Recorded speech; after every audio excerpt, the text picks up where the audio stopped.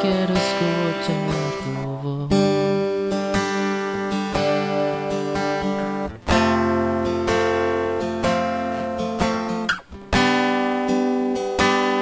Así era eso. Y ven que quiero escuchar tu voz al latir mi corazón y como la primera. Uno para el otro somos y oremos de que dure siempre. Si me necesitas yo iré.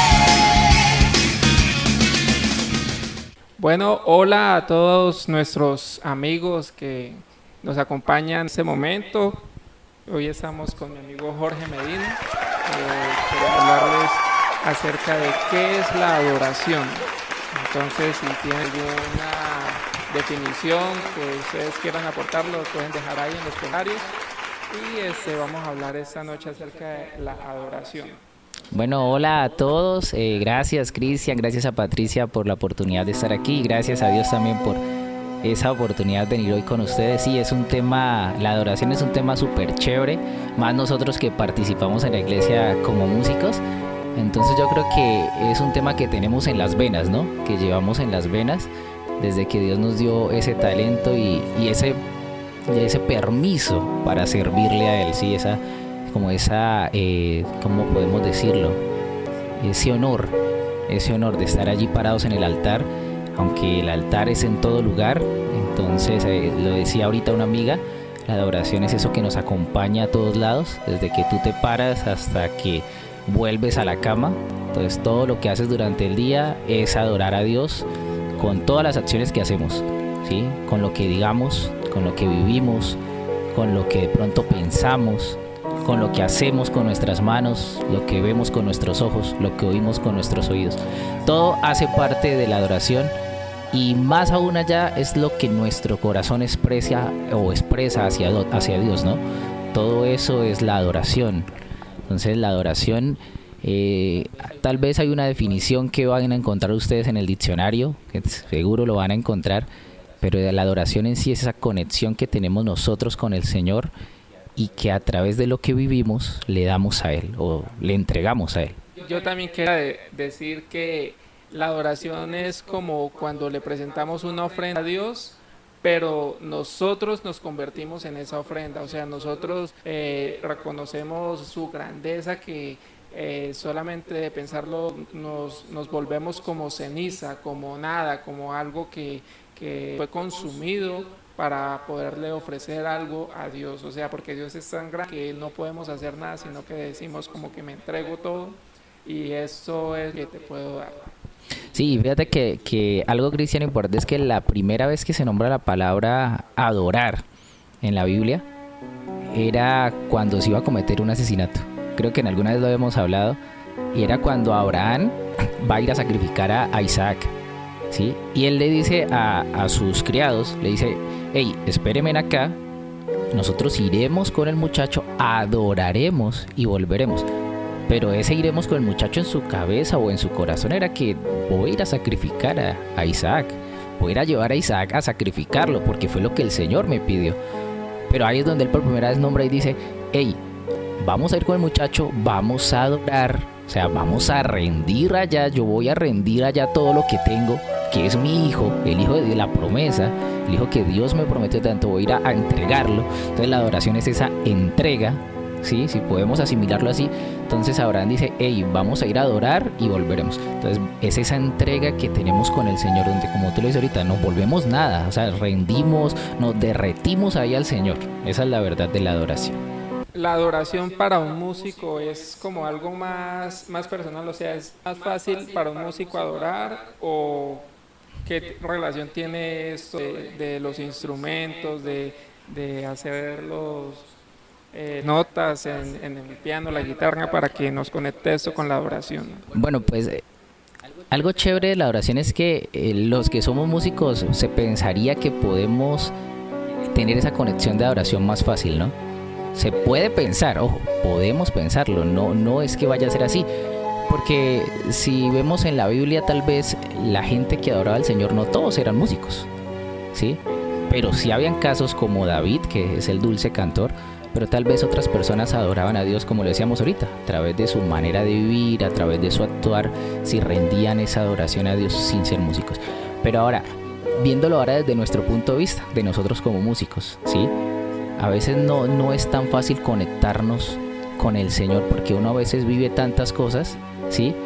Que a veces uno olvida que realmente debemos tener una vida que se conecte con Dios. Entonces, cuando uno va a la iglesia, uno esperaría que cuando empiece el momento de la alabanza y la adoración, al escuchar los cantos, a escuchar las canciones lentas o las canciones rápidas, ya me conecte, ¿sí? O uno pensaría que fuese así. Sin embargo, a veces no es así tan fácil, ¿sí? Porque a veces hay unas barreras que uno trae ya desde la casa, problemas que ha vivido con la familia.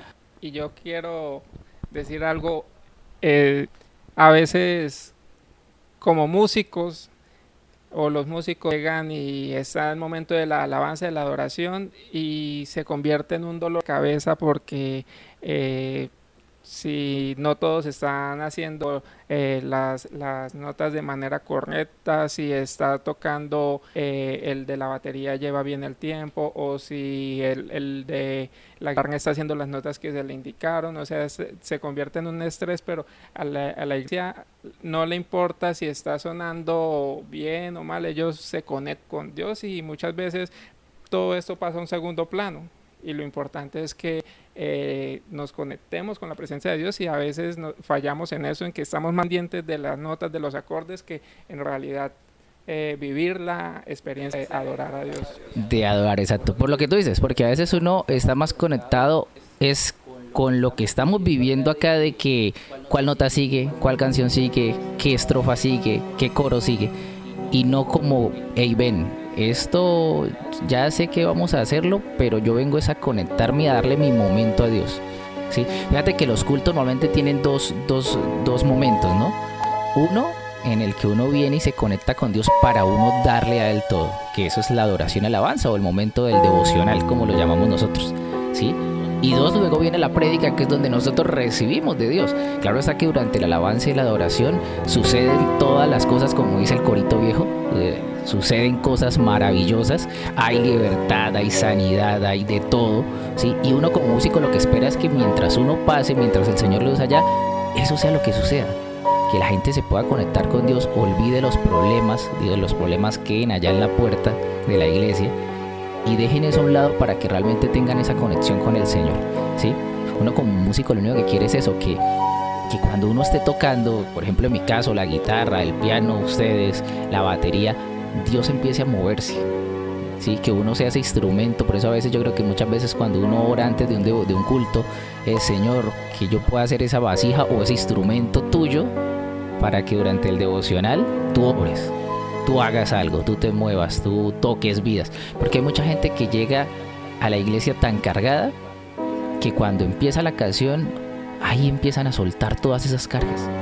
No somos nosotros, eso sí, lo aclaramos mucho. No es que el músico, porque el músico que está tocando es Pepito, entonces ahí es donde se mueve el Señor. No, es porque la misericordia de Dios nos usa y se empieza a mover. Y porque el Señor en su infinita misericordia está viendo la necesidad de esa gente y empieza el Espíritu Santo a moverse. Pero nunca podemos pensar que somos nosotros. Y Dios se puede mover cualquier momento. Por ejemplo, ahorita nosotros que estamos aquí, el Señor puede mover con las personas que están viendo este video, y ellas allá sienten que el Señor llegue y sienten ese anhelo de adorar, como ahorita vamos a entonar unas canciones, entonces que puedan disfrutar también ese momento de adoración. Claro, lo importante ahora, Cris, es que, por ejemplo, nosotros como músicos seamos muy conscientes de eso, ¿no? Somos instrumentos para el Señor.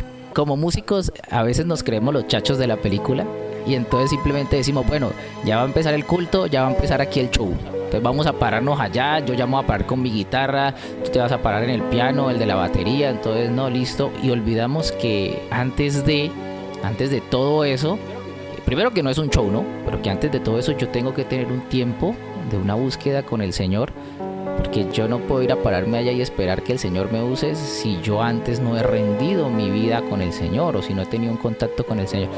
Decía el pastor César Rueda, en un culto, un campamento de músicos hace ya bastante tiempo, de tañedores se llamaba, y era eso, decía, la iglesia recibe el cómo están los músicos, ¿sí?